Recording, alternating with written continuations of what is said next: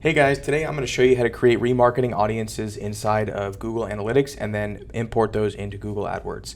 So we're going to dive right in here. We're here in the Analytics interface. We're going to navigate over to the Admin tab and click on Audience Definitions and Audiences.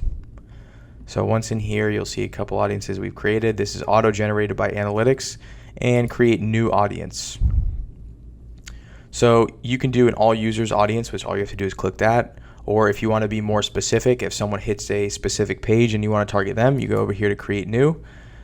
You go to conditions. Instead of add content, you're going to search for page. Scroll down, you'll see it, page. And you're going to have the contains with. And then we'll do / and it'll pick up the pages on your site. Let's say I want to target everyone who hit our case studies page.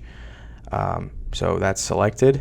And click apply, and you can choose the membership duration here. So let's say I want everyone in the last 120 days that hit that page, and I can name my audience here case studies 120 day. So that means if they saw it 110 days ago, they'll be in this audience. So next step is to choose the destinations. So I want this to go to our Google Ads account, so I select that, and I'll also be able to view it in Analytics by selecting that. So click publish,